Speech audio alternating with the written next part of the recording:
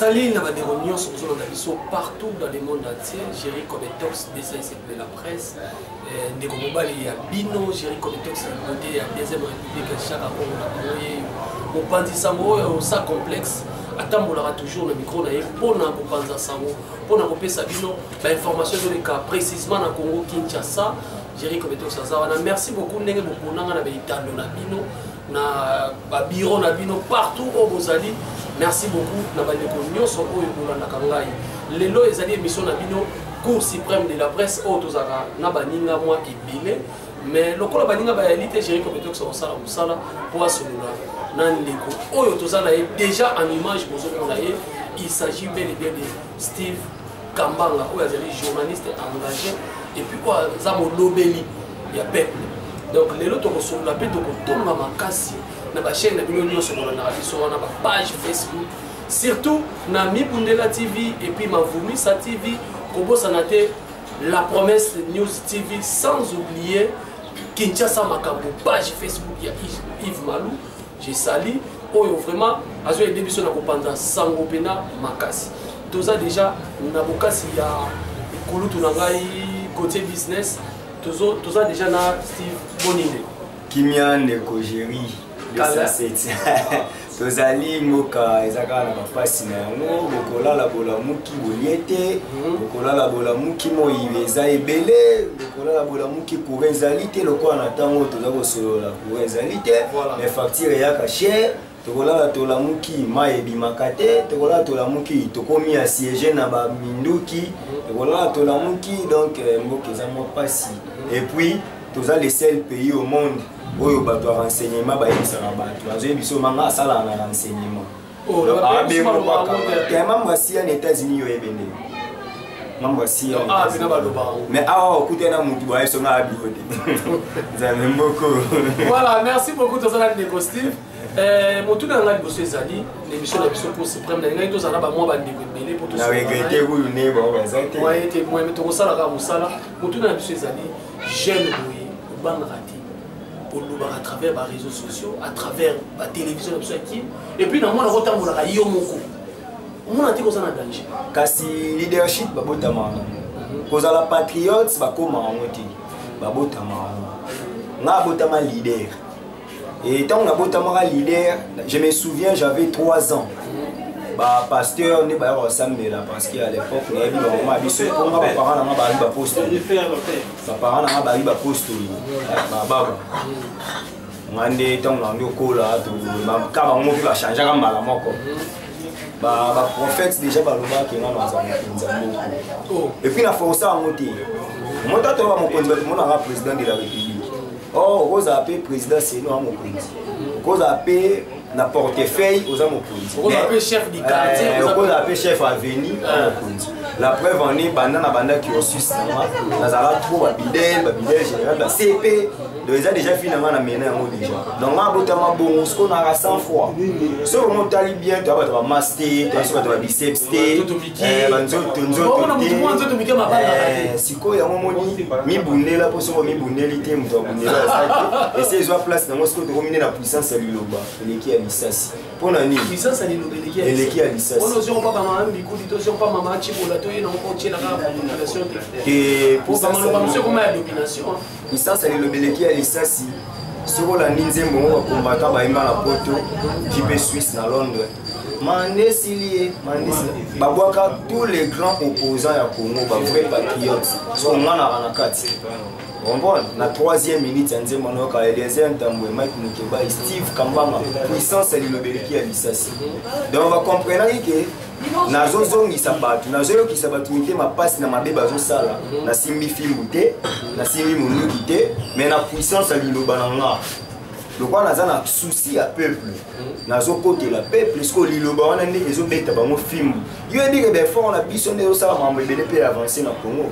sans que to simba ba fimbu oleki olobi vérité et puis nga yebisa batelo au mot gérer question mo pour toute la question mais ça va voler de natambola nga moko natambola sans garde du corps pour pe na mbongo afutete natambola sans garde du corps natambola nga moko nazonga ba butu na kenda pe pona mutu ce que c'est ni pe na kende concert na kei et c'est ni pe répétition na kei attaque on a comment ko kimande bamayele mabe baninga na biso mususu bakoma kokata bavio ya bato oyo ozana mpe eloko apesi moi kasi ya 50 mwa nini ateka yoka okoma nde koevite biloko wana mais natambolaka nga moko mpo nayebi ke mabe eza nango te epuis bakalaka basalanga mabe mpo bayebisaka nga mais misi mpe babengaka na batelefone mais siko bazwanga te po ani naza ventriote te poso na ndo asala makambo mpo na libumu mbeda bakanganga kala siko batalaka mais tozalaka na mutu mo ayebisanga tozalaka ne na siège ya nini te aza na posa nde aza na posa nalobela ye mpo makambo esima abi kolanda steve ndenge alobaka wana te tozalaka na ya gotier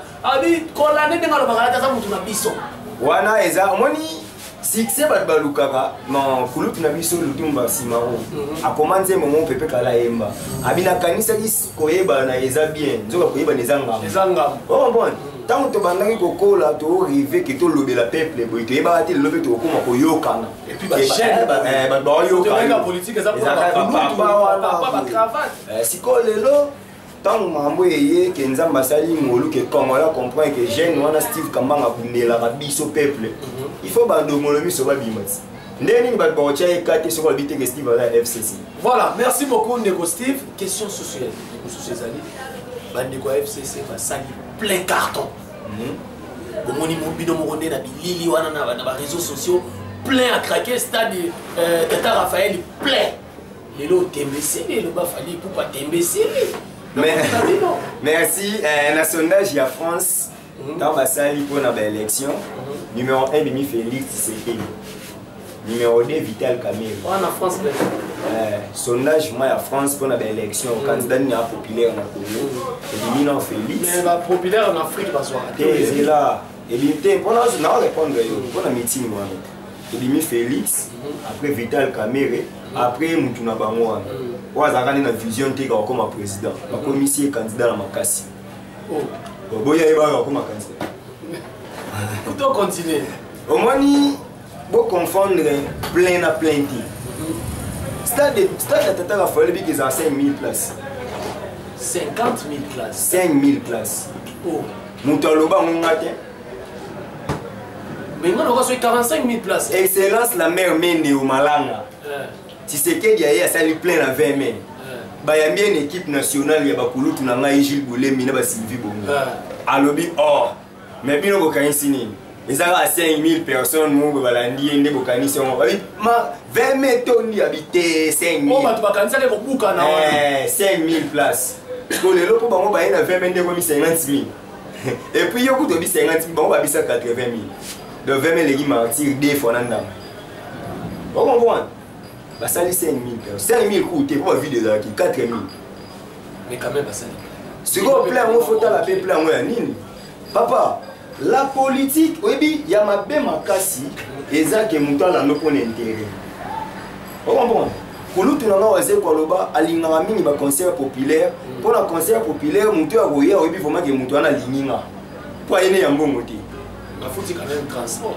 Quand ça y a un bon moté, allez au fêler. Mais que monté vous payez une invitation pour un concert à VIP.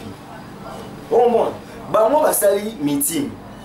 Papa, tout ça va clair, tout va bien, tout la vérité, yo, et puis ils ont Moulouba dans le centre ya Congo. Ils ont pas si peu Moulouba à l'étranger. Ah, hey, Moulouba dans Congolais.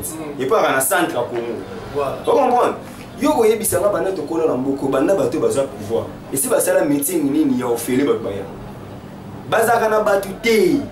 Tout le monde n'a pas yoka bapesi batu 10 000 francs chacun. Est-ce que vous avez la preuve? Naza la preuve na partie ya Raymond Chibanda na ILDC libanda bitumbe bimaki. Na partie José Makila na enseignement libanda. Parce que la mission ba image to tchamo preuve à tous ceux qui savent. Nazolo ba makambo yo naza na mona maîtrise. Ba photo ezali na rigini bitumbe bimaki. Bazu batu mais mutu musu pas besoin bon pas yénété kasi mais wana quand même besoin qui mais oh papa ministre Henri-Yves Moulang ba bengi na parlement audit question orale avec débat batu na embongo à l'état bimisi pona basala propagande candidat mo ndeni yozo ndima ke bosa meeting bo bimisi mbongo na trésor public yozo benga mo boza populaire pour pesa batu pour comprendre ba ya zela ya mi balé bo obligé ba fonctionnaire ya l'état Mais moi je t'informe, si tu n'es pas informé, tu es censé être informé aux journalistes. Tu n'as pas obligé, pas fonctionnaire. Que ce qu'on y est meeting, on a été aux salaires, chef du bureau, on a suspendu. Ça c'est la dictature pure et simple. Vous comprenez? Yo, il y a qui a un meeting. Ça c'est pas un meeting. Vous savez, et là on y va le aucun fond. Non, il y a une présentation, il y a Dauphin, Chadari. Il fallait pas présenter, il y a mis sur la base, il y a mis sur le bateau, les lecteurs vont voter. Chadari à la base. Mais tant que déjà, après on a qui Dauphin, mon colonel n'est pas aimé. Aliment la maniema, deux fois la recours. Donc, hasard impopulaire. Donc, tout ça, on a mis un recours. Oh, mais ben yo, ben. Papa, yo, dans la classe T, que mon toit 48, ben yo, 51. On a bête à tout le monde. Non, mais Steve, les lots sont yo, sur la députation T. Ok, na, ça va court, hein. Sali recours. Bon, sali recours. Ce qui est comme Abimi, si on a un Abimi. Aux impopulaires. Aux députés, oui, aux légitimes, aux impopulaires. Oh, na lobi. Na biboy. Kulutu nanga mona yo ke.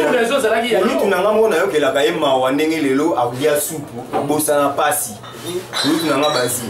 Il était le mieux élu de 2011. Mutakoka ko contester députation na Zata. Voilà. Ata lelo a trahi sa peuple wana ba fonta gaye. Kulutu nanga honorable Adam Bomole Intole na 2006. Il était le mieux élu. Abenda ba député de lelo ba koma ko chambu na ba communicateur la majorité na MLC. Vous comprenez? La popularité, il y a certaines personnes qui sont nées leaders. Il y a même un reportage en 2016 quand Tshisekedi a eu. Il y a un Tshisekedi a quitté à 10h, ma coma limité à 20h. Tous les filmé. Vous comprenez? Est-ce que Tshisekedi a fait ça? Tout le monde va y aller à l'aéroport. Même si Tshisekedi a eu awa.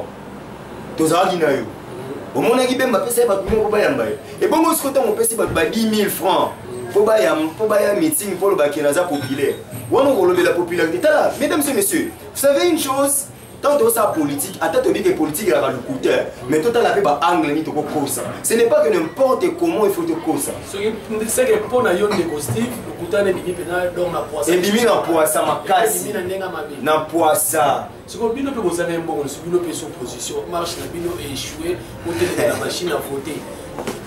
Au moins, que ça là qui piaka makasi. Quand tu as mis na Facebook. Oui. Je te promets pour téléphone à maison ça va. Après mission on a fait sur ma photo. Nous au sauce posant pour cette vidéo, il y aura déplacé Azoya caméraman là, quand on ça mon est tout bandoze la caillou. Pour mon que ngana zaki na marche wana. Qu'on ne vous trompe pas, c'est ça la politique, on se poignarde les coups au dos. Bango bazawana pour la causoire, monita bossa marche. Et ça moi battu pas côté quand on a sous quand ba moi 10. Bazuka bazu photo wana ba publier ba sali pia. On bon. Ba cause on place moi ba. Donc yo ni moi c'est sûr que ba ndeko Steve ba photo na so ba publier que ça qui binoté ba to. Ngana publier photo yo mona ki na publier photo. On va nous publier que c'est quel coup. Na bibo ne konanga moko boya zala na majorité bola ta batisi na ba catch boy.